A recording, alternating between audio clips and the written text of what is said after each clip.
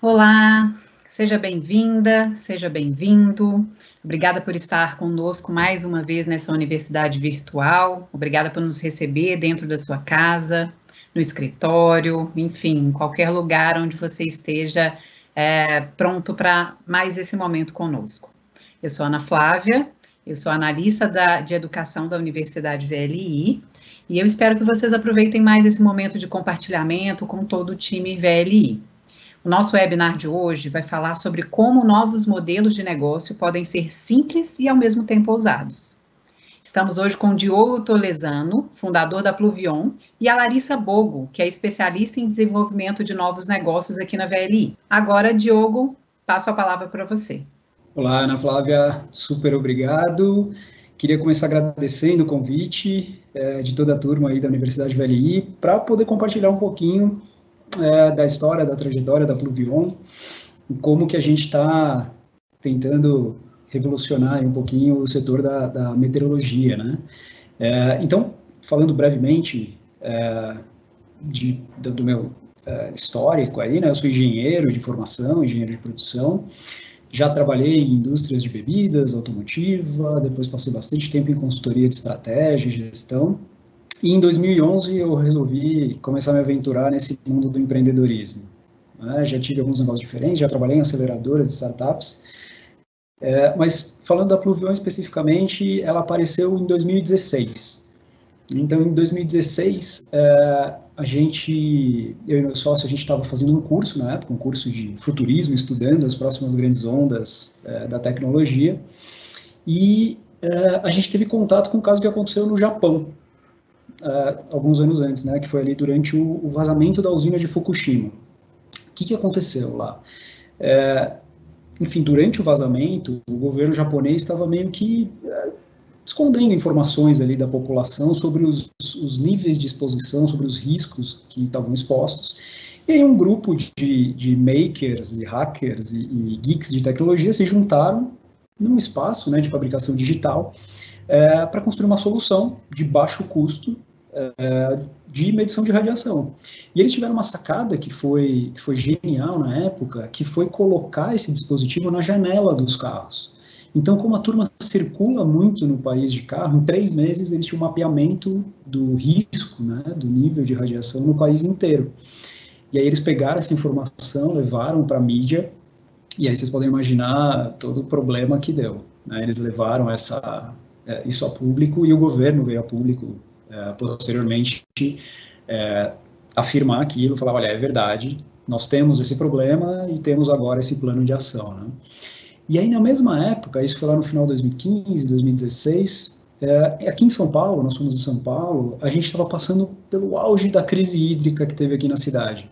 Eu não sei quantos que estão aí desse lado, ou estavam aqui, ou são de São Paulo, mas eu tenho memórias ainda muito ricas de ter que tomar banho na casa e tinha amigos, parentes, familiares, enfim.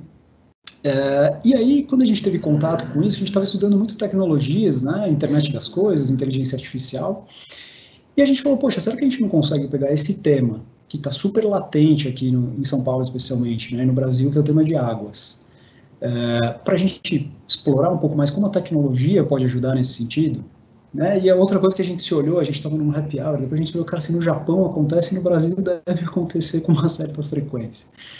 Então a gente começou a estudar, e fez um trabalho bem consultor mesmo, né? A gente foi levantar todos os problemas que estão relacionados à água no Brasil e seus potenciais impactos, né? Tanto impactos sociais com a população, como impactos financeiros, e a gente acabou chegando num tema que era o tema de enchentes e deslizamentos, que é um tema recorrente, que acontece todos os anos, e a gente enfrenta isso, principalmente quem mora em grandes centros urbanos, né, então BH, Rio, São Paulo, Recife, todos os anos a gente vê na mídia, a gente vê os apresentadores de TV desesperados gritando sobre isso, e a gente falou, poxa, parece ter jogo aqui para a gente poder trabalhar, né?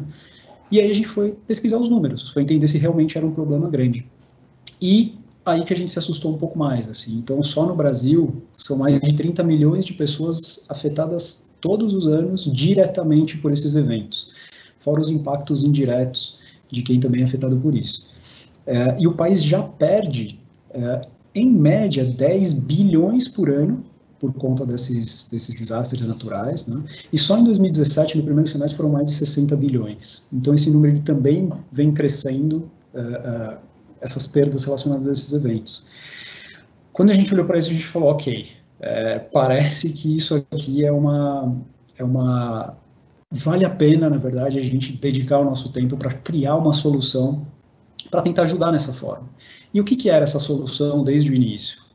Evitar esse tipo de evento, dificilmente a gente conseguiria, né? Porque evitar uma enchente hoje num grande centro urbano depende de muitos fatores, né? De uma reurbanização, de investimento alto, né? De capital, logo no começo, e como a gente era startup, a gente não tinha muito isso, mas a gente partia da premissa que, se é um evento recorrente, se acontece todos os anos, a gente conseguiria colocar tecnologia para entender esse padrão, né, o que gera esse evento, que tipo de chuva ou condições ali exteriores acabam gerando o efeito de enchente, de deslizamento, e se a gente consegue definir esse padrão, né, colocar esse padrão, a gente consegue antecipar.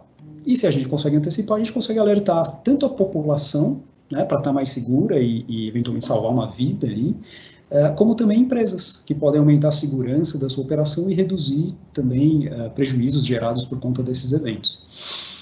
Legal, então a gente começou da forma mais simples que podia, né? A gente parou para pensar e falou, bom, vamos olhar o que tem disponível de dados do tempo, né, de clima, enfim. E aí a gente partiu da premissa que esses dados de chuva, enfim, são dados públicos, a gente vê na TV, no Jornal Nacional todo dia. Só que quando a gente foi rodar os modelos de inteligência artificial no começo, o resultado estava sendo muito ruim, porque a gente queria dar um alerta, não um alerta genérico, que normalmente já até existem esses tipos de alerta, a gente queria dar um alerta específico só para quem precisasse a tempo suficiente de tomar alguma ação. E aí a gente não encontrou esse dado. E depois a gente foi descobrir que esse era um problema estrutural ainda do Brasil e de vários países do mundo, né? Ainda faltam muitos dados meteorológicos. E acho que aí foi um grande primeiro momento de decisão para a gente, que putz, não tenho dado, né? Eu não tenho dado para poder entregar o propósito que eu me defini ali no início. E aí a gente tomou uma decisão que acho que conecta um pouco com o tema desse webinar, né? Ousada nesse sentido de tá bom, não tenho dado, a gente cria o nosso próprio dado. E, de novo, né, com uma cabeça muito da onde a gente começa da forma mais simples possível, a gente foi pesquisar tudo que existia de projetos abertos, open source e estações meteorológicas que já eram usadas no país hoje. A gente quase caiu de costas, na verdade, quando a gente viu o custo de uma estação meteorológica, só para dar uma referência, uma estação meteorológica de entrada, de qualidade, importada aqui no Brasil, custa em torno de R$25 mil, o que impediria a gente pensar numa implantação em larga escala, que era justamente o que a gente buscava, né, era ter mais densidade, mais localidade para os alertas. E, ao mesmo tempo, né, a gente tinha que pensar em soluções para monitorar aquilo. Então, a gente se olhou nesse momento e falou, bom, como é que a gente vai criar a nossa rede? Fazendo uma nossa estação meteorológica. Eu vou compartilhar uma apresentação só para vocês conhecerem qual foi o primeiro modelo de estação meteorológica que a Pluvion trabalhou. Com essa caixinha, na verdade, compartilhar essa curiosidade, né? Como é que a gente fez isso? A gente foi um dia num desses espaços de fabricação digital, né? Um Makerspace, Fab Labs, e a gente sentou lá, baseado num projeto open source, um projeto aberto, E a gente começou a entender como transformar a chuva em dados, né? Que era isso que a gente estava buscando no final. Será que a gente consegue, de fato, entender o que é uma chuva, tanto em volume acumulado como em intensidade, que afeta muito, principalmente para enchentes, né, e deslizamentos? Será que a gente consegue transformar aquilo em dados? E aí, entrando um pouco de criatividade com os processos digitais, com um pouco mais de R$100, a gente conseguiu fazer um primeiro protótipo funcional dessa estação meteorológica, porque a gente queria provar duas coisas nesse início, né? Primeiro, que a chuva dentro de um centro urbano, na verdade, as chuvas de verão que a gente tem, que são as chuvas convectivas, elas têm um comportamento muito local, né? Então, isso a gente sabe empiricamente, né? Quando a gente liga para um amigo, para uma amiga e fala, putz, está caindo o mundo aqui, está chovendo demais, e ele fala, mas como assim? Aqui está sol, não tem nada a ver. Então, esse é um comportamento super típico das chuvas de verão, principalmente no sul-sudeste do Brasil, que a chuva ela tem um comportamento muito localizado, e a gente queria mostrar isso. E a segunda coisa é que a gente queria mostrar que dava para transmitir isso em tempo real, né? Que era possível a gente transformar a chuva em dados, e esses dados a gente conseguir transmitir em tempo real para a emissão dos alertas. E a gente conseguiu, com essa caixinha, a gente instalou mais de 90 em São Paulo, então a gente conseguiu criar uma rede super densa na cidade de São Paulo, e a gente conseguiu mostrar esses dois pontos. A gente conseguiu mostrar tanto que dava para criar, transformar, né, a chuva e transmitir isso em tempo real, e como também era muito diferente, muito localizada a chuva nas cidades.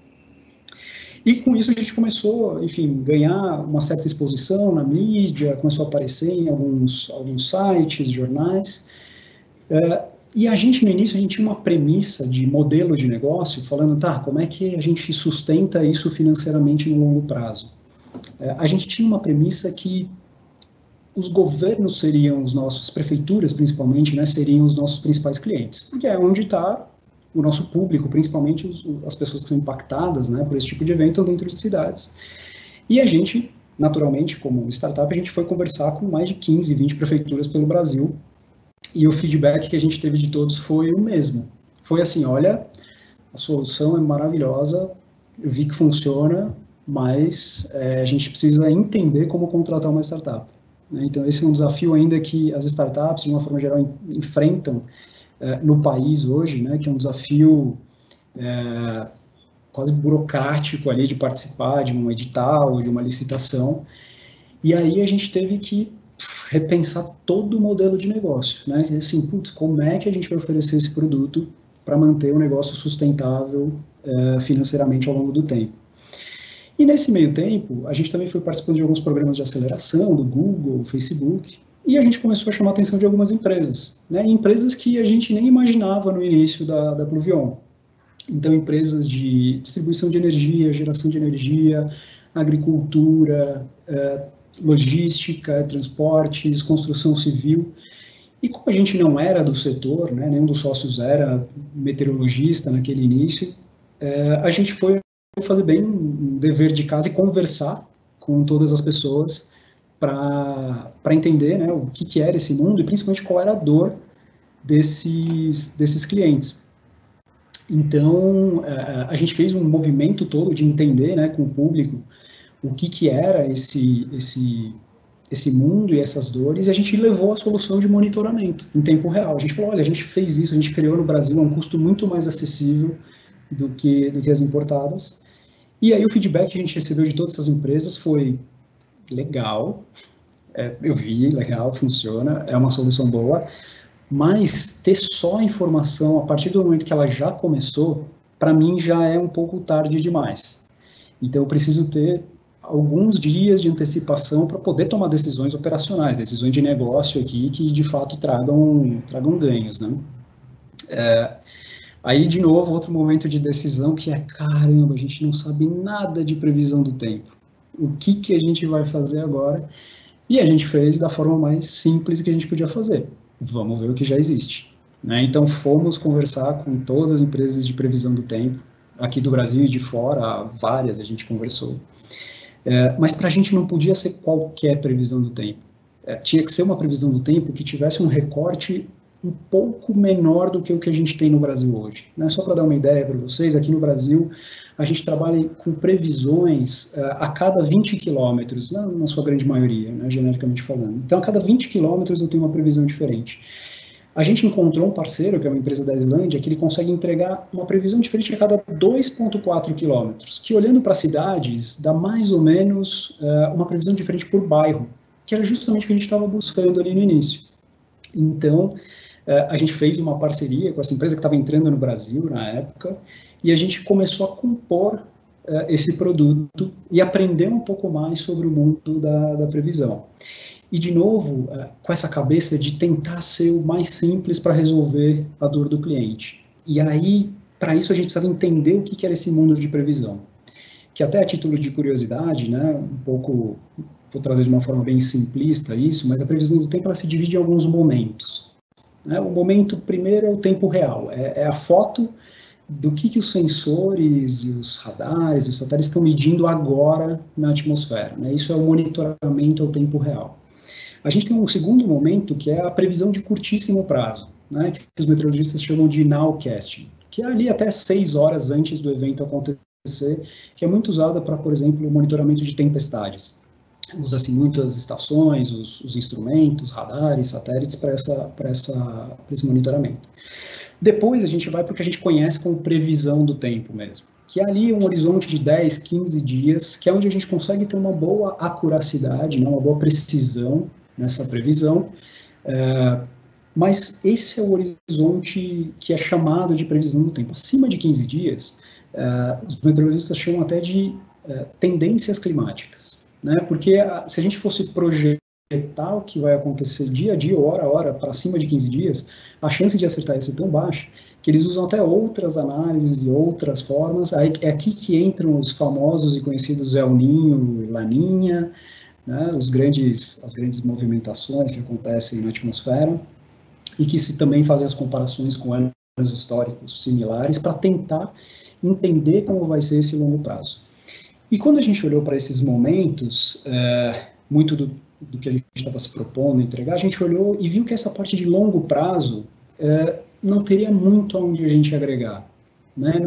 Meio que a fonte de dados é a mesma, todo mundo bebe lá do NOAA, da NASA, então a gente acabou focando em tudo que era mais curto prazo. Né? Então hoje a Pluvião trabalha com uma previsão de 10 dias e conseguimos com isso assim, criar um produto muito mais robusto para oferecer para empresas. Né? Então depois que a gente fechou todas essas parcerias, a gente foi voltar para as empresas e falar, olha, agora eu consigo trazer mais antecipação, eu consigo monitorar em tempo real. E aí uma empresa virou para a gente e falou, tá bom, se eu comprar 1000 estações amanhã, você consegue entregar? Quando que você vai entregar isso? E lembrando, né, aquela estaçãozinha, eu vou compartilhar aqui de novo, aquela estaçãozinha a gente fazia na mão, né, uma a uma, a gente fazia manualmente isso, usando esses espaços. A gente falou, pois é, acho que não vamos conseguir entregar 1000 estações, não. Então, a gente, né, voltando para aquele desafio, fomos buscar um parceiro para industrializar essa solução. E hoje, claro que a gente teve várias versões intermediárias nesse meio do caminho, mas hoje a gente tem uma solução super escalável, robusta, industrializada. A gente fez uma parceria captando de um fundo do Ministério de Ciências e Tecnologia para desenvolver isso junto com uma ICT, né, que é o CPQD, que é uma organização referência de P&D aqui no Brasil, e com uma empresa de telecomunicações, que é a Icatel, que é quem faz o nosso braço de operações em campo. Né? Eu, como startup, eu teria uma dificuldade muito grande de atender, por exemplo, uma obra no Pará, ou uma ferrovia que passa no meio do Mato Grosso, ou no Piauí, enfim. Então, a gente precisava também de um parceiro, a gente acabou encontrando nesse projeto, e essa que vocês estão vendo é a carinha da nossa estação hoje em dia. Essa estação, ela mede hoje chuva, temperatura, umidade, direção e velocidade do vento.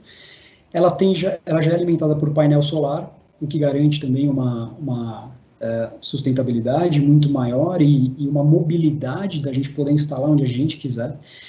E, principalmente, um desafio grande que a gente tem nesse mundo chamado de internet das coisas, né, que é como que eu comunico o dado que sai da estação para chegar, né, numa nuvem e a gente poder trabalhar as análises para dar os alertas. Então, a gente já que a gente ia desenvolver uma estação meteorológica no Brasil que fosse mais acessível e mais inteligente, a gente também optou para trabalhar protocolos de comunicação mais modernos. Então, a nossa estação ela já está pronta para se comunicar nos mais modernos protocolos de internet das coisas. Os dois principais que a gente usa hoje são Sigfox e LoRa, que já estão homologados no Brasil, né? Mas a gente também não queria ficar preso a isso. Então, hoje, em termos de conexão, né, de transmissão desses dados, a gente pode se conectar a qualquer rede que tiver disponível, desde redes de celular até redes de satélite, passando pelas redes de internet das coisas. Aí a gente chegou numa solução robusta, de fato, para começar a construir o nosso modelo de negócio. E falando de modelo de negócio, também a nossa cabeça caramba, a gente tem que simplificar, porque tem tanta variável aqui, que assim, o cara pode querer ou não querer previsão, pode querer instalar num determinado lugar, em outro, uma tecnologia, outra. A gente tem que simplificar. Então, hoje, a gente oferece um serviço para empresas parceiras, onde a gente cobra uma mensalidade para oferecer toda essa plataforma de gestão e monitoramento meteorológico, né, que vai desde o monitoramento temporal até o alerta, a previsão do que está por vir pela frente. Então, a gente começa esse serviço instalando essa rede de estações nas concessões, nos locais de operação de nossos clientes. A gente usa o dado das estações para também corrigir e melhorar a previsão do tempo, porque a previsão do tempo é um modelo matemático, né? Ela é baseada ali em equações da física, estatística, enfim. Ela precisa de dados para ter resultados bons, né? Então, de novo, para trazer algumas referências, o benchmark mundial que a gente tem, né, que é a previsão do tempo nos Estados Unidos, que tem todos os dados possíveis e imagináveis de satélites, radar, sensores, eles conseguem acertar chuva, que é uma das variáveis mais difíceis de medir, por volta de 90% das vezes, 91% das vezes eles acertam a previsão de chuva. Aqui no Brasil, como a gente tem uma escassez de dados maior, esse índice ele gira em torno de 70%. Com os nossos dados nos locais, a gente já está conseguindo operar em patamares em torno de 80%, 81%, né, crescendo até chegar nesse patamar de benchmark global também. E no final do dia, o que a gente entrega para os nossos clientes é mais segurança, né, mais antecipação. Falando um pouco de antecipação, hoje a gente já entrega entre 3 a 4 dias de antecipação de um evento extremo com bastante acuracidade. São resultados que a gente está colhendo cada vez mais consistentes. A gente tem alguns casos recentes que eu posso mencionar mais para frente, onde a gente conseguiu, com 3 ou 4 dias de antecedência, preparar as operações para receberem esse tipo de alerta e de consequências do que viria pela frente, né?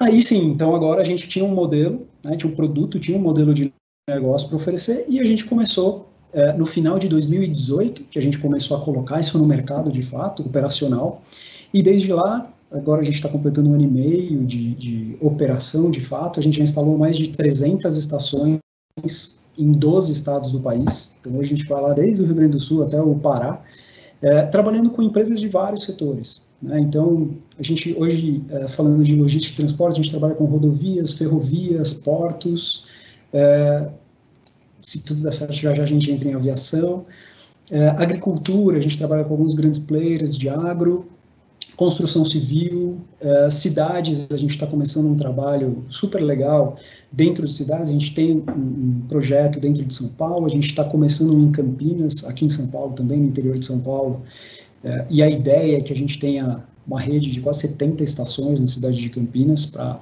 gerar os alertas para a população e para a defesa civil, e começar a trabalhar, inclusive, outras áreas de antecipação de doenças, como dengue, zika vírus, alertas de eventos extremos, naturalmente, entre outras aplicações que a gente tem também com esses clientes, né? E aí, tentando trazer um pouquinho para o negócio VLI, né? Se a gente olha o negócio VLI, ele, na verdade, ele vaza um pouco, né, do core, ele parte lá da agricultura, muitas vezes, e vai chegar lá no porto, né? Então, é uma cadeia super extensa, super longa, que o clima afeta diretamente, né? Então, se a gente olhar a agricultura, por exemplo, o produtor ele pode se beneficiar de várias formas de um sistema como esse, né? Desde uma recomendação de irrigação, Então, existem cálculos que são feitos para recomendar, né, ó, ele irriga ou não precisa irrigar, já choveu o suficiente, para saber quando ele tem que plantar. Então, existem janelas de plantio adequadas, senão o grão pode não germinar da forma esperada e que vai impactar na produtividade daquela safra no final. Para saber quando ele precisa colher também, então, várias culturas precisam, né, de um solo mais seco, ou de um tempo mais seco para poder fazer essa colheita e garantir as produtividades no final. E também evitar compactar o solo, que isso impacta muito, né, na produtividade do negócio. Falando de cana, tem uma questão de usar essas variáveis do tempo para acompanhar o índice de produtividade, né, daquela cana. Enfim, entre outras N aplicações aí, né. E aí, quando a gente, enfim, coleta, né, essas commodities e traz para a ferrovia, existe também todo um desafio para trazer isso, né, de produtores para os portos, para ser exportado ou ser distribuído dentro de casa. Então, quando a gente olha para ferrovias, o clima impacta direto em trechos, eventualmente, da malha que estão expostos a escorregamento, né? Escorregamento de terra, deslizamentos, ou enchentes. Existem trechos de ferrovias que sofrem com enchentes. Esses alertas de chuvas fortes que podem impactar também, por exemplo, na descarga, né, dessa carga no porto, que eventualmente pode prejudicar o grão ali. A gente pode pensar até em criar correlações entre temperatura do ar com temperatura do trilho, né, que eventualmente causam eventos ali de trinca, flambagem ao longo dessa malha. Pensar em vento, quando a gente está falando de operação double stack, entre também outras muitas variáveis. E quando a gente vai no porto também é uma outra operação, né? Então, o vento é super importante para atracação de navio, descarga, até emissão de particulados, eventualmente podem gerar alguma multa ambiental, descarga, de novo, de grãos, né? Super impactada, enfim. Eu poderia ficar aqui muitos minutos discorrendo aí, né, sobre cada uma dos impactos que a gente pode trazer nessa cadeia, e isso se estende a vários outros setores. E quais são os principais desafios quando a gente fala de implantar uma rede de sensores olhando o Brasil como um todo, né? Acho que a primeira e principal delas está relacionada a essa infraestrutura de comunicação dos dados, né? Que a gente sabe muito bem que se a gente sair um pouquinho dos grandes centros urbanos ou cidades médias, uma rede de celular, por exemplo, já começa a falhar ou já começa a cobertura começa a não ser feita da forma adequada. A mesma coisa vale para sensores, né? Quanto mais remota a área do país, mais dificuldade a gente tem para transmitir esses dados, né? E esse foi um dos motivos da gente ter uma solução agnóstica em termos de tecnologia, né? Porque a gente poderia conectar de fato com o que tiver disponível. Claro que a gente tem um penalty de custos se nada está disponível ali, mas a gente consegue se adaptar e partir para esse desafio. E tem outros desafios que são intrínsecos aqui à nossa geografia brasileira, né? Um deles é o desafio de manutenção. Então, a gente falando de ferrovias em especial, existem alguns locais específicos que você precisa pegar um lastro e entrar no trilho para poder fazer, eventualmente, uma manutenção, né? Que é diferente de locais que você chega e só manda o técnico lá, ele entra, faz a manutenção e sai. Falando de agro, normalmente a turma fala que, não, é ali pertinho, 95 quilômetros. Então tem todo um tempo de deslocamento também e dificuldade nesse sentido de realização de manutenção dos equipamentos. E uma outra questão que, infelizmente, eventualmente acontece um caso, né, que são furtos. Então, como essas estações ficam em áreas bastante remotas, muitas vezes sem nenhum tipo de acompanhamento ali, acontece. No nosso caso, a gente teve, dessas 300 que a gente instalou, a gente teve 3 casos de problemas nesse sentido. Um caso, a gente teve uma estação que tomou um tiro, a gente não sabe o que passou na cabeça da pessoa, enfim, mas uma estação que tomou um tiro. Uma outra que foi atropelada, então um caminhão atropelou o poste, levou a estação, levou tudo embora. E uma outra que não roubaram a estação, mas roubaram o sistema de energia, né? Não sei como a pessoa subiu, normalmente para evitar esse tipo de coisa, a gente instala em postes de 6 metros de altura, mas enfim, a pessoa conseguiu subir ali e subtrair o sistema de energia, né? Então, a gente tem que estar muito atento sempre a todos esses desafios quando a gente está pensando em instalar sensores, instalar esse tipo de tecnologia pelo país afora, né? E aí, tudo bem. Eu falei aqui um pouco para vocês de negócio, né? Como a gente foi por um caminho sempre, qual o jeito melhor, mais fácil da gente fazer essas coisas, que a gente podia usar o que já estava disponível, né, para trabalhar com as empresas, mas e o propósito lá de avisar as pessoas? Né? Então, a gente também tinha esse desafio do ovo ou da galinha, né, porque eu só dou os alertas se tiver as estações, mas se eu não tenho as estações, eu não consigo melhorar a previsão, enfim. Então, a gente resolveu no começo desse ano, na verdade no verão desse ano agora que passou, a gente fez um projeto específico num bairro aqui de São Paulo que é super afetado por enchentes, que é o Jardim Pantanal. É uma região de várzea do Rio Tietê, que é um dos principais rios da cidade. E lá, quando chove, não tem drenagem. Então, a região enche e ela chega a ficar um mês e meio embaixo d'água. Então, para essas pessoas, esse alerta é muito mais sensível. E mais do que isso, não podia ser um alerta, a gente brinca aqui, de meteorologista, né? Porque a meteorologia, ela é técnica demais. Né? A meteorologia, ela tem termos chatos de serem entendidos. Então, a gente também tinha que simplificar essa linguagem para falar com a população. Né? Porque o que adianta eu falar que vai chover 30 milímetros amanhã? É 30 milímetros em meia hora ou é 30 milímetros ao longo do dia? Isso muda muito o nível de risco de exposição que a gente tem ali, né? Então, a gente criou uma ferramenta que foi um robozinho de conversa, né, um chatbot, que a gente também resolveu batizar de São Pedro, porque nada melhor do que conversar direto com quem conhece do assunto, né? E as pessoas, durante esse verão, puderam acessar essa ferramenta e perguntar, de fato, numa linguagem de dia a dia, uma linguagem natural, de vai chover amanhã aqui, né, na minha casa, vai ter enchente aqui, enfim, e a gente pôde testar essa tecnologia. A gente teve um caso lá com 3 dias de antecipação, a gente enviou alertas para uma série de organizações sociais, escolas, UBSs, Defesa Civil que atuam ali naquela região, e infelizmente acertou, né? Então realmente teve uma enchente, ficaram vários dias embaixo d'água, mas pelo menos esse ano eles puderam ter algum tempo de reação para salvar um bem, ir para uma casa de um parente ali mais alta.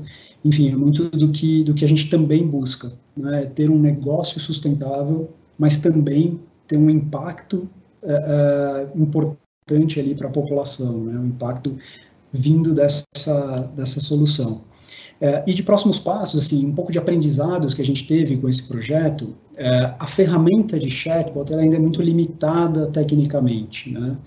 Eu acho que tem alguns usos específicos que ela funciona. Nesse nosso caso, a gente sentiu que talvez a gente tenha que ir para um caminho mais senso comum de um aplicativo, porque o chatbot ele tem todas essas coisas legais que dá para trabalhar com linguagem natural, com interação, mas ele também cria algumas barreiras para as pessoas. Vou dar um exemplo, né? Então, pessoas muitas vezes tem uma série de analfabetos lá que não conseguem digitar, né? Eles só compartilham áudio pelo WhatsApp, por exemplo. Então, esse foi um empecilho que a gente viu que existia essa dificuldade, né, deste público especial que a gente estava lidando, de fazer perguntas ali, enfim. Então, a gente está indo para uma solução agora de aplicativo, a gente vai expandir um pouco isso. Então, esse ano a gente já vai ter uma solução que olha para o Brasil inteiro, usando, enfim, uma série de dados da nossa rede, dados públicos, que a gente vai emitir esses alertas para todo o Brasil. E, enfim, estamos nesse processo de expansão agora, e a gente não fez nada disso sozinhos, né? Então, como eu mencionei, a gente passou por programas de aceleração que foram super importantes para a gente, programas de gigantes de tecnologia, como o Google, o Facebook. A gente recentemente participou de um programa de scale-ups da Endeavor, que são startups que já estão em fase de tração e crescimento, né? Mas teve um especial, que são essas mãozinhas coloridas aí, que foi um convite que a gente recebeu, um convite da ONU, e nós fomos a primeira empresa brasileira e primeira startup do mundo a ser convidada para fazer parte como uma das soluções da plataforma global de cidades inteligentes da ONU, que tem um nome enorme aí, que é United for Sustainable Smart Cities, que para a gente foi uma surpresa por um lado, e foi uma honra super grande, né, de com tão pouco tempo de negócio ter esse reconhecimento também da ONU, e teve um gostinho especial de mostrar que, apesar de todos esses desafios, né, de fazer hardware no país, o custo de componentes, custo de importação, tudo ser super caro, eu acho que usando a criatividade, essa cabeça de, se eu tenho um propósito muito forte, eu vou arranjar os meios, né, para entregar isso, a gente conseguiu, enfim, ter esse tipo de reconhecimento e de tudo que a gente está construindo aqui, né. Então, para a gente também isso foi um convite super gratificante que a gente leva como alguns ganhos, né? Assim como outros, por exemplo, dar um exemplo de uma das rodovias que a gente trabalha, que liga São Paulo com o litoral. Em maio do ano passado, que é um mês seco aqui, teve uma chuva muito fora dos padrões, uma chuva de 200 milímetros, e o nosso foi o único modelo aqui do país que apontou uma chuva de grandeza próxima. A gente não acertou exatamente os 200, mas a gente chegou bem próximo ali, enquanto todos os outros modelos estavam dando 15, 30 milímetros. E aí, sim, essa rodovia teve a ação de fechar, né, a rodovia, e tiveram, de fato, 2 escorregamentos. Então, esse foi o primeiro caso emblemático para mim, que a gente já salvou algumas vidas, além de ajudar a empresa a evitar qualquer tipo de pênalti jurídico, criminal, civil, nem sei o que poderia ter impactado ali, eventualmente, se eles não tivessem fechado a rodovia. Então, é esse tipo de ação que a Pluvion tem construído, é isso que a gente está buscando expandir para o país. E lá na Pluvion, a gente acredita que falar sobre o tempo não pode ser mais só aquele papo de cafezinho, aquela conversa de elevador. A gente tem potencial aqui para salvar muitas vidas, e também aumentar muito a segurança de operações de grandes empresas, médias, pequenas empresas, ajudando também a melhorar essa rentabilidade no final do dia para essas corporações. E era isso que eu queria compartilhar com vocês. E agora eu queria convidar a Larissa Bogo para compartilhar com a gente aqui um pouquinho sobre esse mundo, né, dar um zoom nesse mundo da agricultura dentro da VLI. Larissa, contigo. Oi, Diogo, tudo bem? Obrigada. Obrigada, Universidade VLI, pelo convite. Obrigada a todo mundo que está nos assistindo. Pessoal, meu nome é Larissa, eu sou especialista de desenvolvimento de negócios no time de inteligência comercial. Eu estou na companhia há mais ou menos 1 ano e meio, quase 1 ano e meio. E eu vim hoje dividir um pouco com vocês o que é agricultura, né? A gente tem ouvido tanto ultimamente, falando aí o agretech, o agropop. Será que é tudo isso mesmo? Aonde ele está? O que o Brasil representa para o mundo todo? E o que a VLI, com o seu segmento de agricultura, representa para o mundo, contribui para a alimentação global, porque a gente faz parte dessa cadeia também. Queria dividir com vocês, então, umas curiosidades, alguns detalhes. Eu vou mostrar aqui para vocês um pouquinho do que eu trouxe hoje. Bom, atualmente, para quem não tem ainda toda a noção de quanto o Brasil representa, nós somos o maior exportador de soja e de açúcar do mundo e somos o terceiro maior exportador de milho. A gente não está só nessas culturas, essas são as 3 culturas que a VLI participa, mas a gente também aí está no top de destaque quando a gente pensa na exportação de café, na exportação de algodão e na exportação de frutas, laranja, uva, somos destaque mundial também. E o que é muito engraçado, uma curiosidade a respeito do nosso agro, por que tanta visibilidade, né? O ano passado, de todo o PIB do Brasil, 21% representou o agro, veio do agro. Então, sim, a gente tem uma força, a gente vem contribuindo para o crescimento do nosso país. E aí, quando a gente pensa, tá bom, de tudo isso, o que a gente faz? 80% de toda a soja que a gente produz aqui no Brasil, a gente manda para um lugar só, que é a China. Então, o ano passado, e só em tamanhos de grandeza, a gente produziu no Brasil 118 milhões de toneladas. Desse volume todo, a gente mandou 80% para a China. E aí a gente pensa, mas e nós da VLI? Como que a gente tá, né? Desse volume todo, a gente transportou de soja 15% da soja, 13% do milho e 30% do açúcar. É muita coisa, é um volume expressivo de grãos que a gente tem transportado. Uma outra curiosidade que eu acho muito legal quando a gente pensa de Brasil é que a gente é praticamente um continente, né, em tamanho de área, mas a gente não é o principal país em terras agricultáveis, não somos o líder nesse quesito aí, a gente está em 5º lugar, segundo a FAO.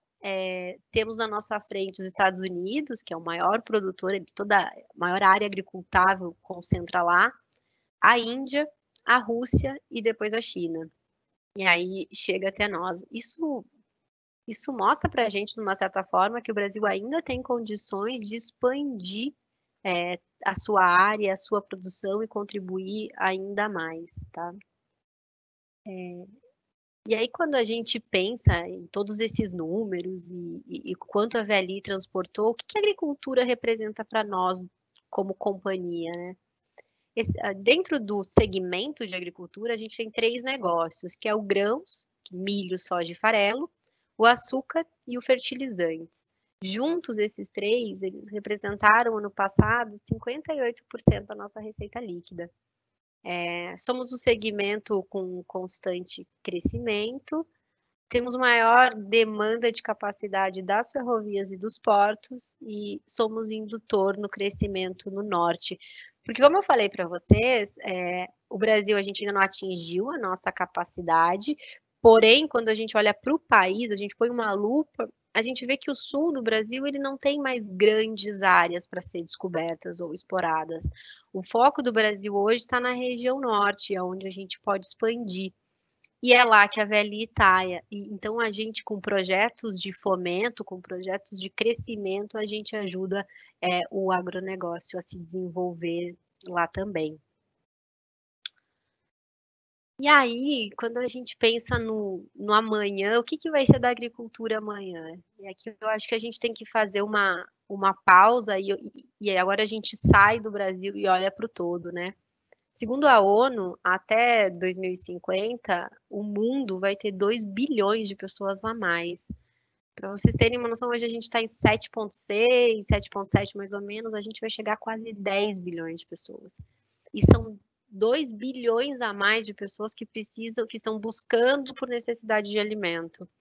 Então, quanto mais pessoas, mais alimento e como que a gente vai suprir isso? E aí o Brasil, ele surge como uma potência, como um destaque, porque a gente tem capacidade de produzir, a gente tem tecnologia entrando no mercado, e aí a gente vai falar um pouco mais para frente do que são essas tecnologias.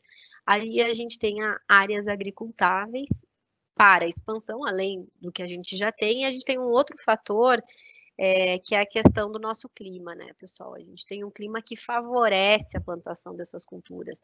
A gente tem um clima que tem chuvas regulares, a gente tem calor, sol, bastante tempo de sol, que é o que uma planta de soja e de milho precisa para crescer, então a gente tem essa questão que nos ajuda.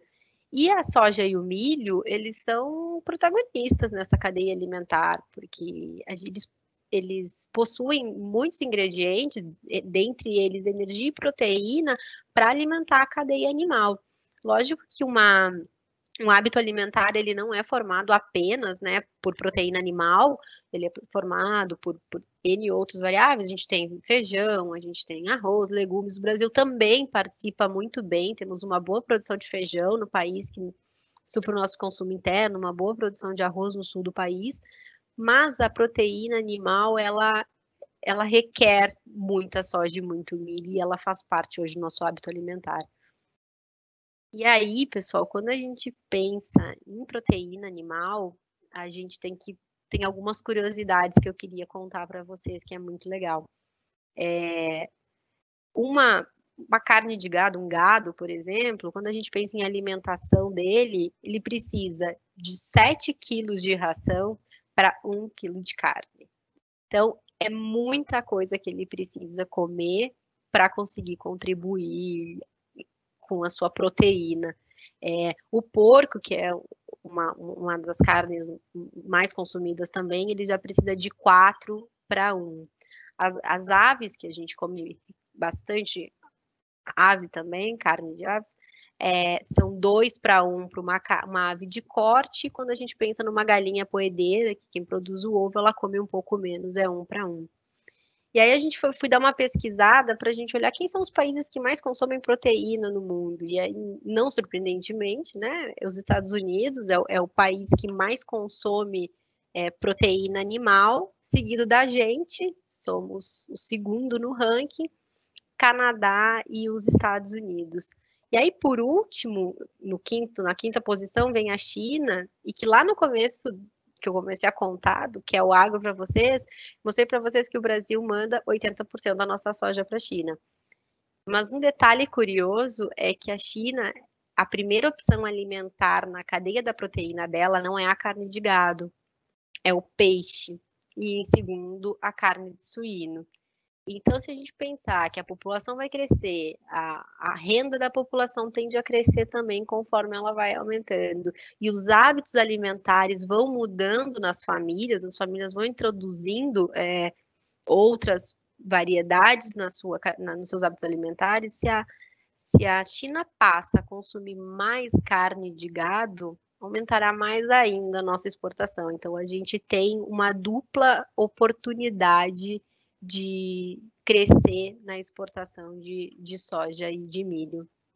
E aí, quando a gente pensa, tá bom, Larissa, você fez um resumo aí de algumas curiosidades que acontecem no mundo do agro, por isso ele é tão importante, né? Por isso a gente fala que o agro é tech, o agro é pop, ele realmente é. Mas o que vocês da inteligência comercial fazem pensando dentro da VLI, tá?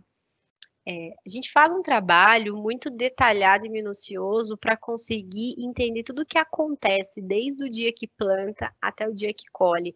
A gente põe uma lupa em cima do produtor, a gente põe uma lupa em cima do campo para conseguir trazer a melhor informação possível. Então, a gente analisa a área plantada, por exemplo. No Brasil, a gente não pode falar, hoje eu vou plantar soja. Não, a gente precisa. A gente tem um período certo do ano. Para quem não sabe, a gente planta soja mais ou menos, começa a plantar soja na metade de setembro.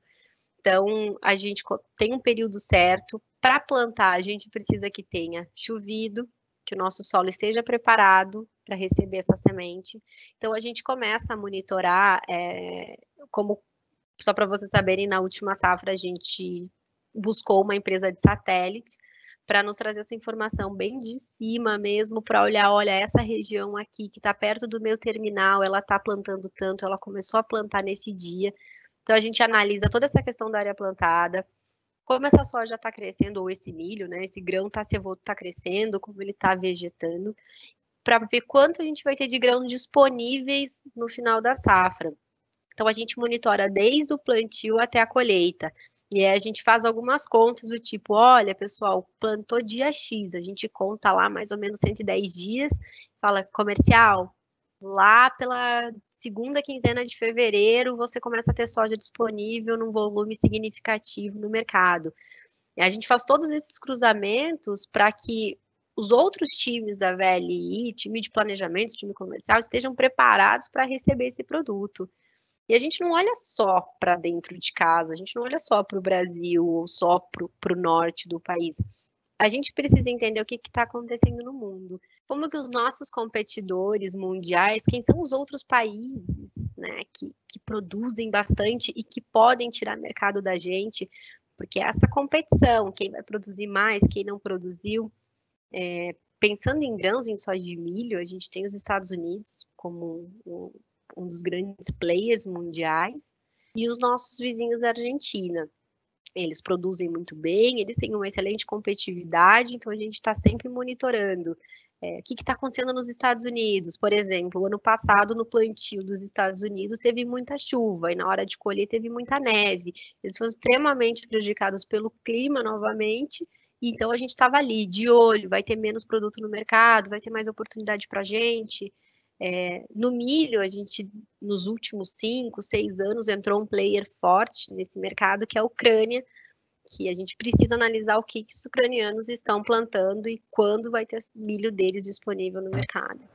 E tudo isso a gente faz para auxiliar o comercial no momento mais perfeito para ele vender e ele acessar o cliente dele, que não é o produtor. O cliente, o nosso cliente é a trade, né, que é quem faz a negociação entre o produtor e o outro país, a empresa que vai estar recebendo esse grão, mas o produtor acaba sendo a gente precisa de um cuidado, além do cuidado do nosso cliente, que é fundamental, a gente precisa dar uma atenção também para quem planta. E aí, dividindo com vocês os nossos desafios como área de inteligência comercial, no que é a agricultura, ou no que tange falar de agricultura em termos de volume, eu vejo como 3 pontos cruciais aos nossos desafios daqui para frente. Primeiro é a tecnologia. E quando eu falo em tecnologia, eu não estou falando só em drones, em boas máquinas para plantar, em boas máquinas para colher, não. Eu estou falando também de internet, de agricultura de precisão, eu estou falando de semente geneticamente modificada que permite a gente a plantar mais no mesmo espaço de terra, ajudando também a preservar o meio ambiente.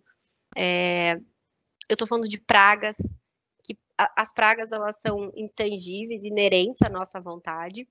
A gente acaba não conseguindo prevê-las, mas a gente precisa ser rápido e tomar uma ação. Porque, de novo, eu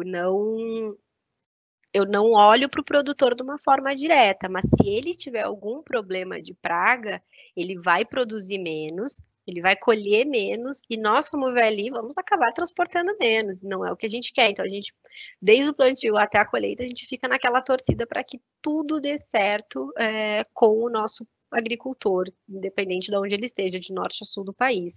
Então, a praga, acho que teve um ano, se não me engano, que a VLI, acho que as pessoas que estão aqui há mais tempo vão lembrar, que teve um problema de fungo no milho, a aflatoxina, se eu não me engano, e aí tinha que testar todo o milho que chegava.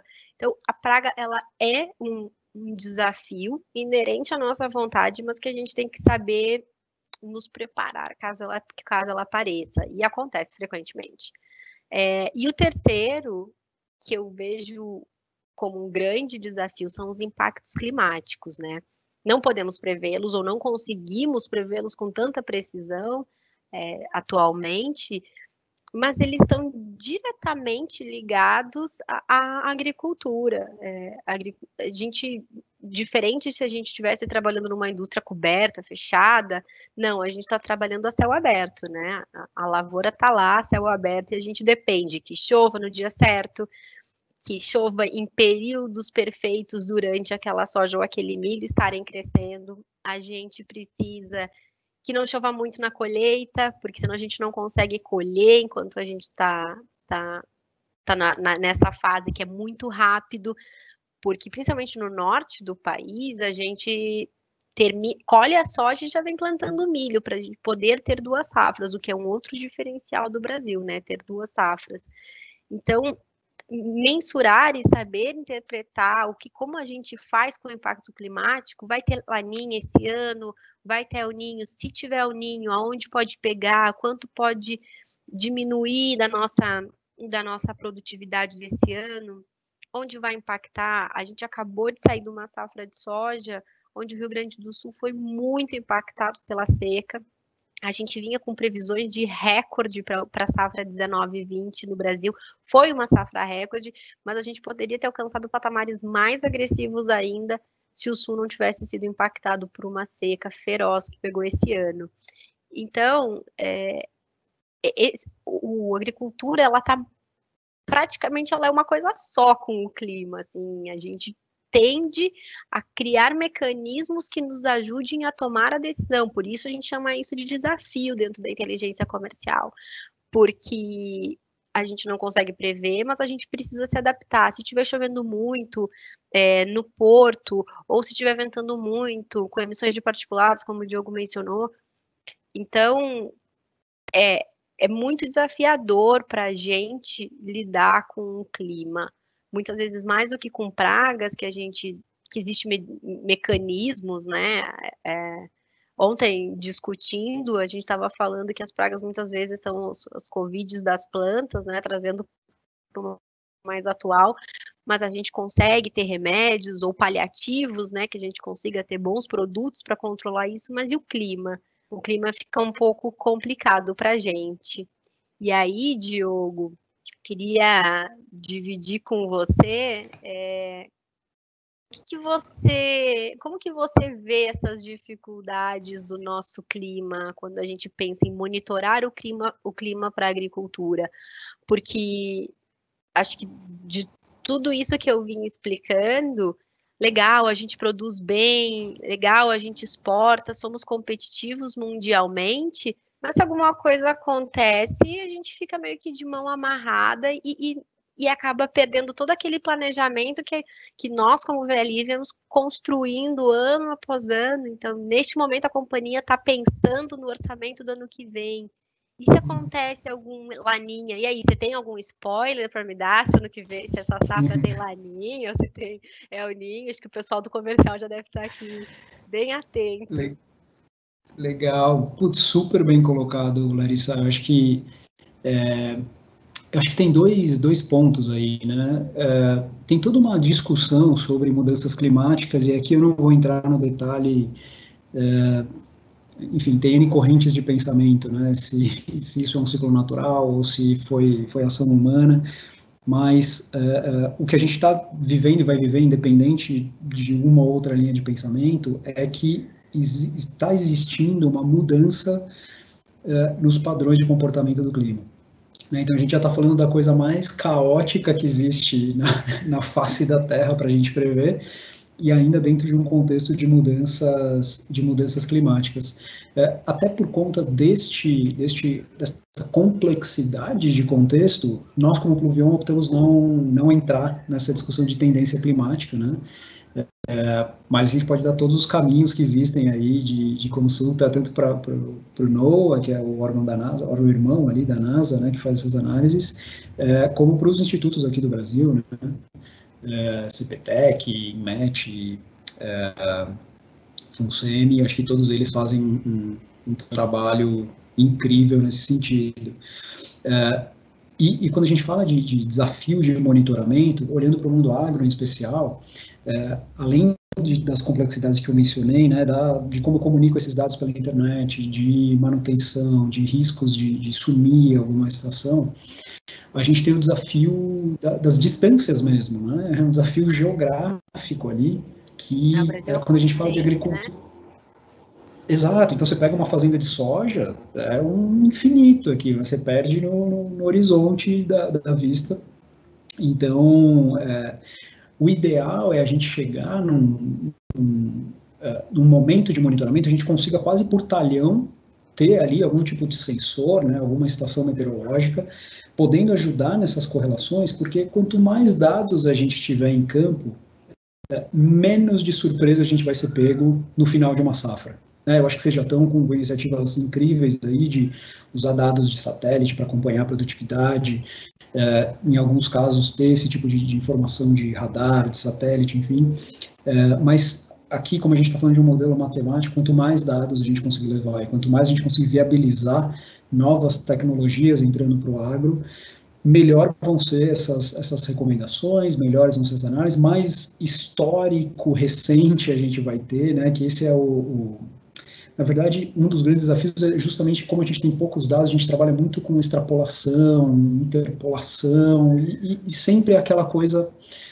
genérica, né? Para projetar o futuro, a gente precisa ter um bom passado, e a gente não tem tantos dados históricos, né?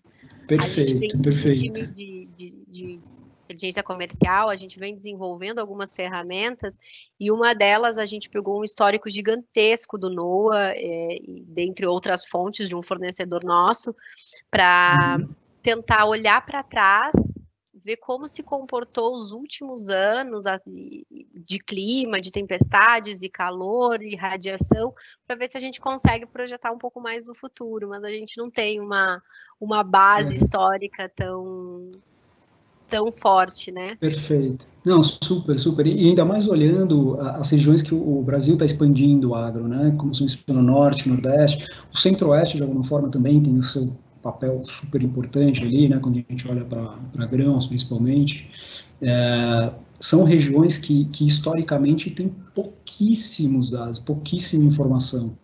Então, fica mais difícil ainda essa projeção, porque por muitos e muitos e muitos anos foram utilizadas estações que muitas vezes estão a 300 quilômetros da fazenda, ou estão, enfim, a distâncias muito grandes. A gente baseou, todas as nossas recomendações são baseadas no estudo da NASA, do grupo que estuda a chuva da NASA, que é o GPM, o Global Precipitation Mission.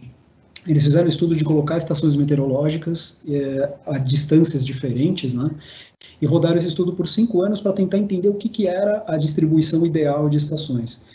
E a recomendação deles para uma correlação muito boa entre a chuva real e o que está sendo medido ali, era ter estações a cada 500 hectares, quando a gente está falando de agro, ou quando a gente está falando de cidades, a cada 2,5 km. Esse seria o mundo ideal de monitoramento para a gente ter uma super correlação com a chuva histórica. Então, quando se a gente pensar que a gente tem 53 milhões de hectares entre soja e milho, a gente precisa ter bastante estação. Tem que monitorar bastante coisa. Claro que, assim, o que a gente sempre diz é, ter uma é melhor que ter nenhuma, né? Então, a gente entende que tem uma jornada até a gente chegar nessa quantidade ideal.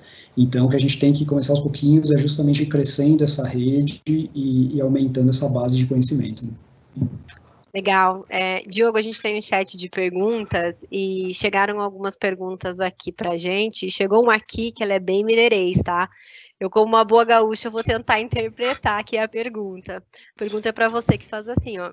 O que é a internet das coisas? Quando colocamos internet nos trem, nas coisas, para funcionar? É isso? É bem mineirês. Os trem dos mineiros, mas é exatamente isso. É quando a gente conecta os trem tudo. A internet das coisas, ela é justamente isso, né? A gente conseguir gerar essa inteligência a partir da conexão do mundo físico com esse mundo digital. Então, hoje a gente tem já bicicletas conectadas, geladeiras conectadas, patinetes, enfim. Eu acho que a gente está entrando na era da sensorização agora. Esse é até um estudo do Institute for the Future, para quem tiver curiosidade. Eles apontam que a gente está entrando agora na era da sensorização. E, basicamente, o que é você sensorizar alguma coisa? Você sentir o que está acontecendo nesse entorno. Você conseguir entender o comportamento daquela geladeira, daquela estação meteorológica, daquela bicicleta, e com isso você poder transmitir via internet, de uma forma geral aqui, mas comunicar esses dados para uma plataforma em nuvem, e a partir daí tomar decisões inteligentes, porque você está monitorando e está acompanhando tudo o que está acontecendo naquele ambiente. Então a gente vai começar a gerar mais inteligência sobre as cidades, sobre o agro, sobre vários setores que a gente está monitorando.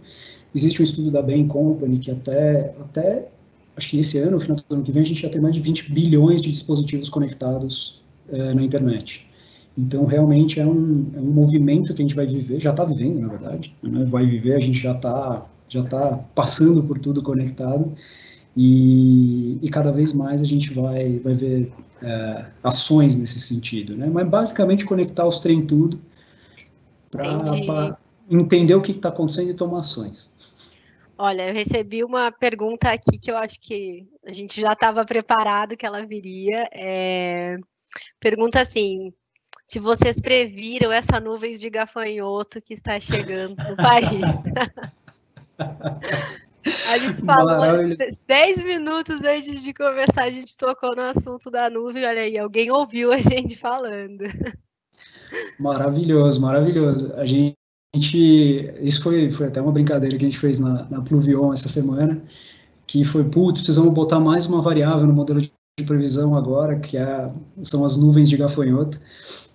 E daqui a pouco a gente vai ter que abrir uma vertical de negócio, que é pragas do Egito Antigo, que talvez a gente esteja passando tudo de novo por isso.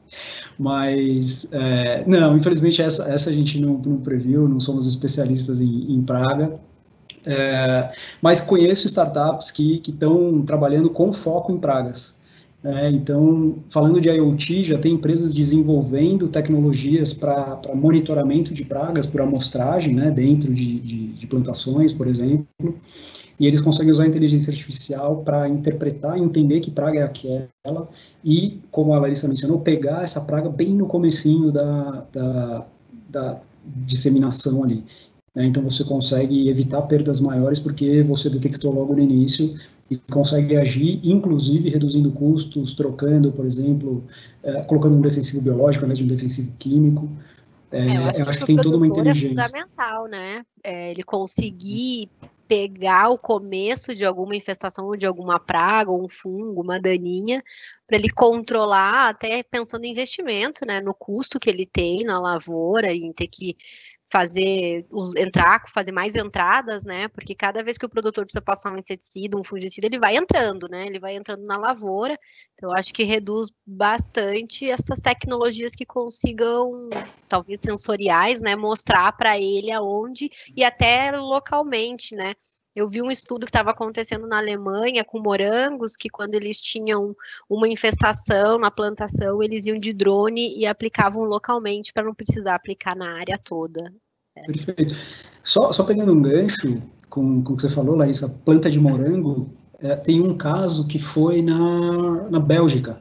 Eles usaram a planta do morango, a folha da plantinha do morango, para entender como é que era o nível de poluentes ao redor da cidade.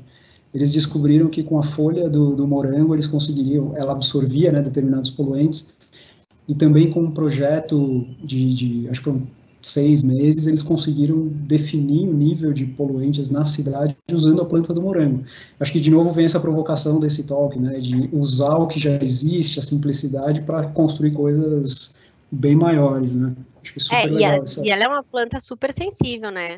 Eu tive a oportunidade de visitar uma plantação de morangos na Alemanha, e aí você vê todo o cuidado no manejo que o produtor precisa ter para ter aqueles morangos que a gente nem vê, né? No Brasil, que são deste tamanho. E aí eu li sobre esse estudo de poder usar drones. Eu tenho mais uma pergunta aqui, que é do Eliomar. Ele perguntou assim: informações via rede requerem mais investimentos. O lançamento do satélite brasileiro com parceria ajudou ou vai ajudar em alguma atividade atual de monitoramento, seja clima ou de outro segmento? Nossa, super legal essa pergunta. Sim, excelente pergunta. Existe sim uma tecnologia que é a transmissão de dados por satélite de órbita baixa, né? Que é esse tipo de tecnologia que tá sendo implantada no país. Até onde a gente conhece, ele ainda não está operacional, né? Ele foi lançado, então hoje não existem projetos operacionais utilizando isso, existem alguns pilotos. A gente está de olho nisso também. Qual que é o desafio desse tipo de tecnologia ainda? Imagina que o satélite ele demora um tempo para percorrer toda a órbita, né? Então, quando a gente fala de dados em tempo real, que não é o caso da agricultura, por exemplo, mas para outros setores ele é mais relevante, né? Essa tecnologia ainda não atenderia. Mas para a agricultura, por exemplo, que o tempo real não tem muita diferença, né? Você não tem muita tomada de ação com o que está acontecendo agora. Até tem, mas não é substancial. Esse tipo de tecnologia ajudaria muito, muito, porque ele barateia bastante, ele é uma tecnologia super abrangente, né, que cobre áreas muito maiores, e a tendência que a gente veja aí, nos próximos anos, toda uma categoria de nanosatélites sendo lançados no espaço, para justamente criar essa constelação, que eles chamam de satélites, que vão chegar no nível, se tudo der certo, e eles não criarem nenhum problema para a atmosfera de uma forma geral, mas se tudo der certo, a gente ter esse tipo de informação sendo transmitida via essa tecnologia a um custo infinitamente mais barato e muito mais acessível, que vai viabilizar esse tipo de cobertura, por exemplo, né, em lugares completamente perdidos no meio do nada ali. Então, essa é uma tecnologia para a gente ficar de olho, que é super, super promissora mesmo. Ah, que legal, hein? Tem uma outra pergunta do Greidson. Como todo novo empreendimento, no início o mercado não oferta a credibilidade necessária. Qual o seu conselho e estratégia para trabalhar o potencial de uma nova ideia e torná-la atrativa? Acho que isso é um desafio aí das startups no Brasil, ou de todo novo empreendimento, né? Todo novo empreendimento. Acho que não é só startups que sofrem com isso, né?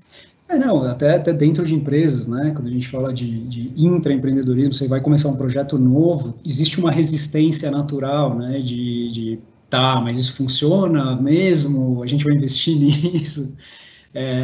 Como é que a gente normalmente faz, trazendo um pouco do mundo de startup, né? Uhum. A gente sabe que isso é natural, e sim, existem desafios no início de um negócio, porque você não tem capital, não tem braço, muitas vezes, mas a vantagem da startup é justamente a velocidade de atuação e correção. Então, a gente sempre trabalha com pilotos para começar, porque aí o teu investimento está controlado, o seu risco está calculado ali. Então, dentro desse escopo de investimento de um projeto piloto, né, de um teste, você já consegue extrair se aquele negócio funciona, não funciona, se entrega o valor que promete, não entrega. Então, um caminho muito natural nessa relação de grandes empresas com startups, de contratar um primeiro projeto piloto. Né? É muito arriscado e, assim, eu não conheço alguma empresa que chegou para uma startup e falou, não, vamos implantar isso na operação inteira, na rede inteira, porque, de fato, é um risco muito grande, até para o lado da startup. Né, para quem está no negócio começando, se alguém chegar e falar, olha, eu quero que você implante no Brasil inteiro em um mês, contrato. Né, eu tive uma conversa com uma grande... Ela não tem recurso também, né? Exato. Ela precisa de incentivo, né, para conseguir. Exatamente, exatamente. Então, eu estava conversando com uma mineradora uma vez e o cara da área de compras lá, ele me falou, se eu pedir 20 mil estações amanhã, eu quebro você ou eu não quebro você? Porque, olha que loucura, né? Se a gente for pensar, só pelo lado comercial da história, eu ia olhar e falar, nossa, vamos fazer Jamais, isso. quebra não. Não, quebra nada, 20 mil, nossa, estourei de ganhar dinheiro. Só que a gente precisa pagar imposto disso, e o imposto você paga antes de executar de fato. Tem os ciclos de financeiros, então você tem que estar sempre atento a tudo isso, e de fato, a minha resposta para ele foi, putz, 20 mil você me quebra hoje, porque eu não tenho esse fluxo de caixa para bancar isso até eu entrar dentro do teu prazo de pagamento e receber. Então, e aí são negociadas condições diferentes, enfim, mas, então a minha recomendação é sempre comece com um piloto, e aí assim, vá criando casos, né? Cria o primeiro caso dentro de um setor, depois cria outro caso dentro de um setor, e esses primeiros casos, os mais legais são quando são criados a quatro mãos de fato, né? Quando a solução ela é criada em parceria entre a empresa e a startup. Se a startup chegar também com uma solução pronta, falando, não, eu não mexo nada, você tem que fazer isso aqui, também, claro, tem que ser avaliado caso a caso, mas o mais rico no início é você construir isso junto para entender, de fato, quais são as dores daquele setor. Ou até, assim, coisas de visualização. Como que você gostaria de visualizar essa informação? Porque eu posso mostrar o mesmo dado para a agricultura de um jeito, para a ferrovia de outro e para a estrada de outro. Né? E é basicamente o que a gente faz, né? Então, é um desafio legal, assim, de início, fazer esses pilotos e criar casos. Legal. Chegou uma outra pergunta aqui, que é para a gente de inteligência de mercado, né, para mim. O que a área de inteligência já fez em relação à utilização de tecnologia para dirimir os desafios trazidos por clima no resultado da VLI? Eu acho que a gente já fez e faz, né? A gente vem de toda forma tentando conhecer um pouco mais do que está acontecendo no mercado. Então, ano passado, a gente buscou uma empresa de satélite que nos monitorava a cada 2 dias, como estava a questão do plantio, como estava a questão da umidade do solo, como a planta estava crescendo e enchendo o grão, porque para a gente, quanto mais grãos a planta tiver, mais produtividade e mais produção a gente vai ter. Então, a gente vem investindo em tecnologias, a gente vem criando sistemas, como eu falei antes, onde a gente cruza a área do Brasil com as últimas produtividades históricas, com o clima, com o crescimento do PIB, da população. Então, sim, a área de inteligência ela está trazendo cada vez mais, eu acho que tem que ser um passo de cada vez para ser um passo firme e seguro, né? Para a gente não querer atropelar e ter que voltar para trás. Então, a área vem sim se desenvolvendo e usando tecnologias de ponta. O que de melhor tem no mercado, você mesmo falou, que são investimentos às vezes caros pela distância territorial, né? Então, quando a gente pensa, vamos contratar alguma coisa, a gente tem que pensar que a gente não está falando de um estado do tamanho de Santa Catarina ou de um estado do Rio Grande do Sul. A VLI está inserida no Mato Grosso, que é gigantesco, no Tocantins, né? Então, a gente vem sim, aos poucos, usando diversas tecnologias, como essa de satélite, como meteorológica, que a gente tem uma parceria. Toda segunda-feira a gente conversa com os meteorologistas para saber, tá colhendo milho, vai chover, o que vai acontecer? Vai ter geada, é inverno, a gente deixa eles quase loucos. Tem uma outra pergunta. Vocês entendem, Larissa, o que os meteorologistas falam? Muito difícil. Olha, a gente estabeleceu, Diogo, com a pessoa que trabalha com a gente, com o nosso fornecedor, a gente conseguiu estabelecer uma conversa de igual para igual. Eu faço uma pergunta bem objetiva. E aí, vai gear? Vai chover? Vai nevar nos Estados Unidos? Olha, estão plantando, hein? Tomara que neve. A gente não fala assim, mas como é que tá lá? Então, quando ele entra nesse linguajar muito técnico, aí, é muito difícil. É muito difícil. A gente estabeleceu uma comunicação. Eu entendo de agro, você entende de clima. Vamos fazer um bolado aqui para nós. Que legal, que legal. Funcionou. A gente recebeu uma outra pergunta aqui do Eliomar. Ele está perguntando para mim, mas eu acho que você pode me ajudar a responder, que é assim. Na agricultura, eu penso ser o maior consumidor de água, e assim exige os olhos voltados para além do agro e do plantio e da colheita, incluindo aí a questão da água como um todo. Qual a sua visão e o que precisamos ainda fazer para garantirmos uma melhor fonte deste insumo? Eu acho que a água ela é sim uma preocupação mundial, né? Todo mundo pensa na questão de poupar a água. A agricultura, ela exige uma quantidade, sim, de água, mas ela não é a maior captadora da água, porque muitas vezes a gente precisa que chova, né?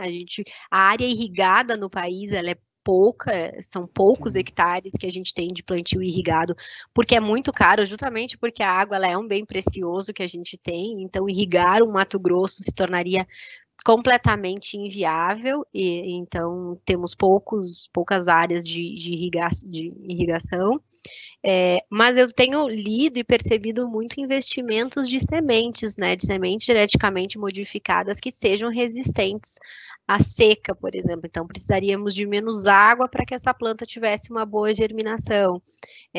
Defensivos, né, os insumos da cadeia que você precise, ultra low volume, que eles chamam, né, você vai fazer um volume menor de cauda, deixa eu tentar traduzir, você vai usar menos água para espalhar aquele defensivo na sua lavoura. Então, do meu ponto de vista, eu acho que a agricultura, do mesmo jeito que ela está ficando tecnificada, com maquinários de drones e satélites, ela também está se tecnificando, pensando em recursos hídricos, com novos inseticidas, novos defensivos e novas variedades de semente. O que você... eu compartilho bastante desse ponto de vista, Larissa. Tem todo esse lado de tecnificação, né? Eu acho que a agricultura ela deu um salto muito grande em termos de trazer tecnologias que apoiassem muito nesse sentido da água como um deles, mas olhando a cadeia como um todo. E sim, né, acho que a tecnologia é um fator essencial, a entrada dessas novas tecnologias é um fator essencial para a gente entender, inclusive, mais sobre esse tema. A Larissa mencionou algumas modificações genéticas, toda a área de sementes, existe toda uma turma da área de ciências estudando isso, como usar menos água para espalhar defensivo, para a semente também ser mais resistente ao tempo. Existem coisas nesse sentido. E tem um outro movimento, que é um movimento que está acontecendo em paralelo, e ele é meio, não sei, ideologicamente talvez seja contrário ao geneticamente modificado, mas são as agroflorestas, que é você criar um ambiente mais próximo ao mais natural possível, como deveria ser, e esse próprio ambiente, ele se regula, ele utiliza melhor, né? Ele aumenta a produtividade com o tempo naturalmente, não precisa depender de outras coisas. Então, eu acho que todos esses movimentos que estão acontecendo, desde um lado da ciência, da genética, até um lado de resgate de agroflorestas e alimentação orgânica, enfim, acho que tudo isso... Da integração, no final... né? Lavoura, isso. Floresta e pastagem, né? Perfeito, perfeito. Esse é um outro tema também super amplo. E eu acredito que a junção de todas essas iniciativas vão contribuir para a redução do uso de água potável na agricultura e, na verdade, em N outros setores aí, né? Acho que a agricultura é um deles, mas acho que o maior setor é moda, por exemplo, que vai... Exatamente. Eu nem quis trazer exemplos de outros que consomem, mas a moda, assim, né? Lavagem do couro, lavagem Exatamente. de tecido consome muita água. Eu recebi uma pergunta muito interessante até para mim aqui. A pessoa não se identificou, mas vamos lá. Em dezembro, temos muita incidência de raios em Santos. Na expansão do Tiplan, utilizamos, eu não sei se é assim que fala, mas eu acho que é AT Storm. Não sei se você conhece. Que gerou alerta e tiramos o pessoal da obra. Isso aconteceu no dia 29/12. Tiraram por mais ou menos 1 hora, pelo que eu estou entendendo. E nesse mesmo dia, tanto na Praia Grande, vitimou banhistas. A pergunta dele é: as prefeituras, elas estão buscando essa tecnologia para a proteção da população? Porque a gente não está pensando só em quem está na praia, né? A gente está pensando que existe empresas, famílias na rua. Cara, essa é uma pergunta super interessante e extremamente complexa de responder, porque a estrutura governamental que a gente tem no Brasil, ela dificulta a chegada dessa informação à população. Tá? Existem no Brasil órgãos extremamente competentes que trabalham com previsão do tempo e prevenção de desastres, né? Um deles é o CEMADEM, que é o Centro Nacional de Monitoramento de Desastres Naturais, que eles distribuem essas informações de desastres naturais para todas as prefeituras, defesa civil, enfim, mas isso tem uma dificuldade ainda pela estrutura. Na verdade, desculpa, ele não distribui direto, ele distribui para um órgão intermediário, que depois esse órgão faz a distribuição para as estruturas regionais, né? E toda essa complexidade que foi criada desses órgãos acaba não dando tempo hábil dessa informação chegar para a população.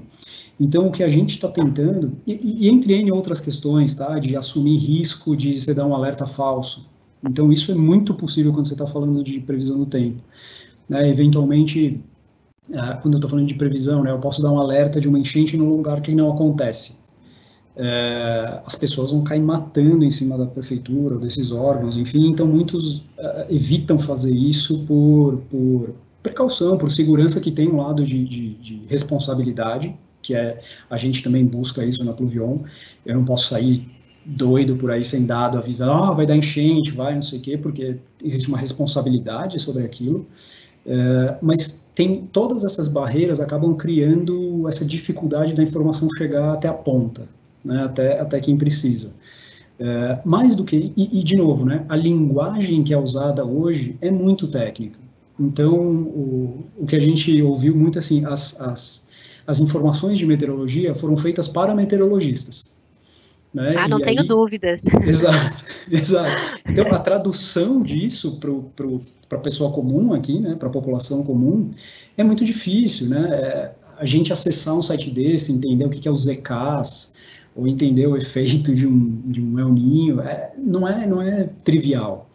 Né? Então, eu acho que tem um desafio burocrático para isso não chegar, tem um desafio de linguagem e adaptação para isso não chegar, e muitas vezes, até quando chega, existe uma desconfiança. Então, existe é meio que a história do Pedro e o Lobo, assim, ele avisa, o lobo vai chegar, aí o lobo nunca chegou, aí de repente quando você fala, o lobo vai chegar, aí ele chega, né, e você não estava mais acreditando naquilo. Uma outra coisa que a gente ouviu muito da população, já existem alertas de chuvas fortes, de vento, que são enviados pela Defesa Civil Estadual, se não me engano.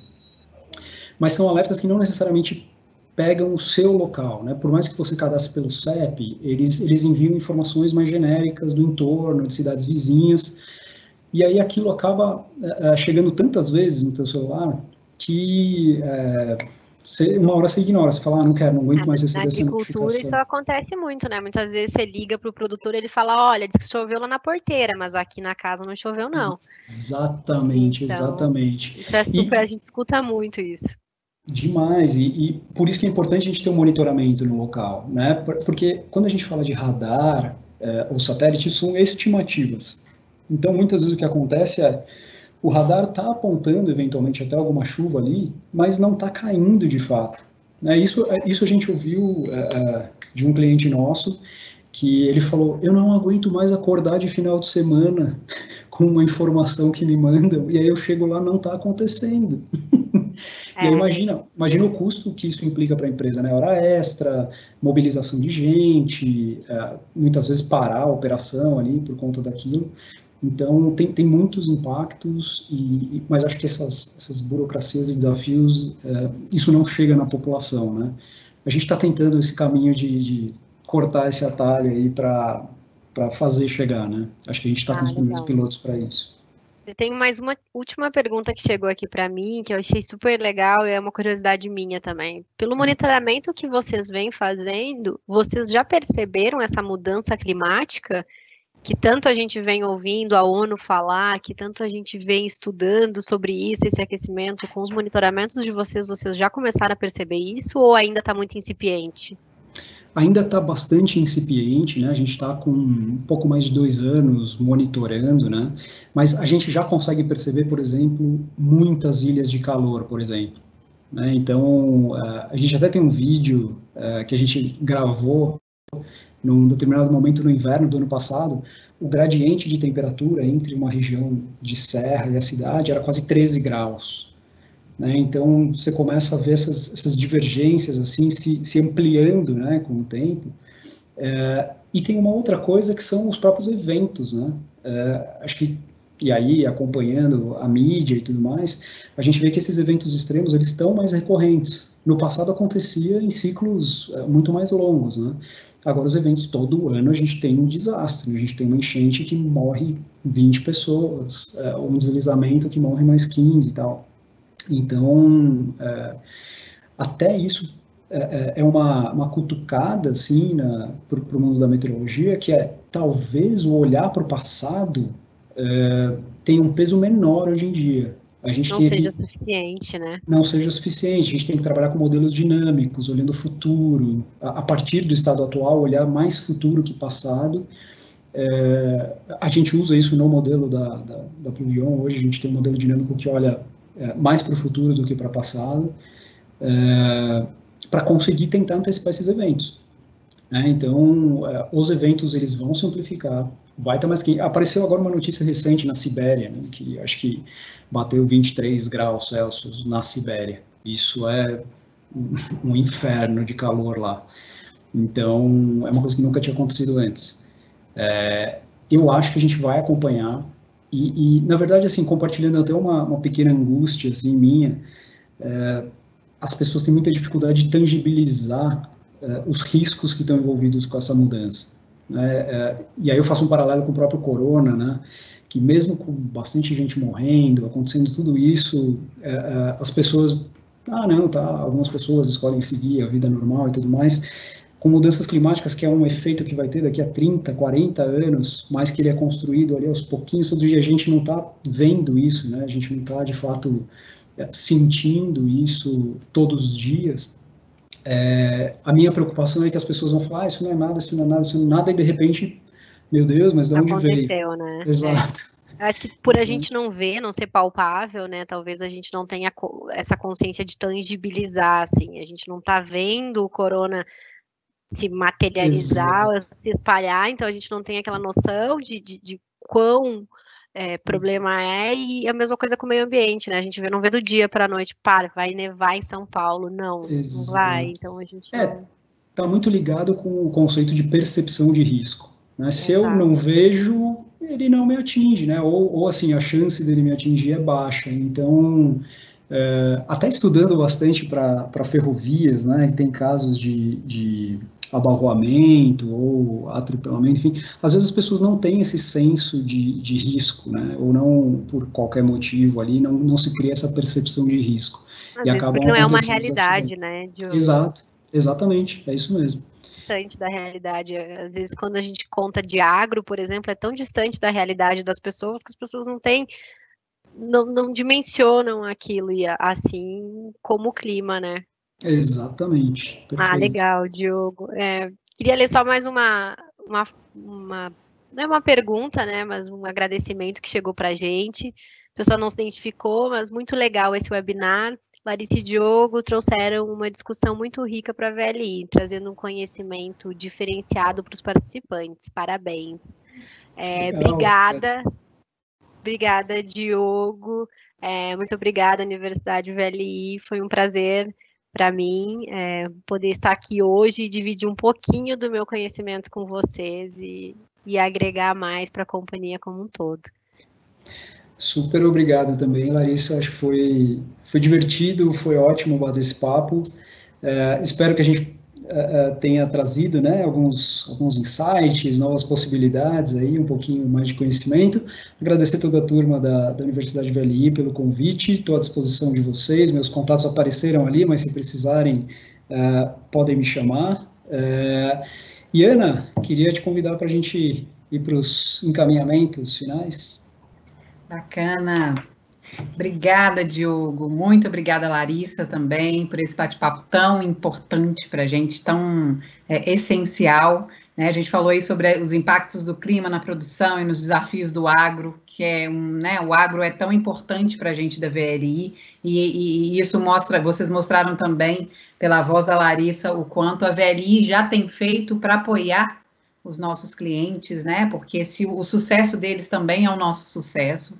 Então, isso é muito importante. A importância da geração de uma inteligência de análise climática para favorecer a produção e uma análise climática cada vez mais efetiva, né? Porque as mudanças climáticas, como vocês bem falaram há pouco, elas estão ocorrendo, elas podem não ser perceptíveis para as pessoas, mas elas estão chegando, né? E vão mudar ainda mais. Então, a gente tem que estar preparado para isso. Diogo falou também da questão dos conselhos, né? Para quem não faz parte não só de uma startup, mas quem é também uma pessoa que está dentro de uma empresa como a VLI, que quer apresentar projetos inovadores e como fazer para ter isso aceito e respeitado e implementado.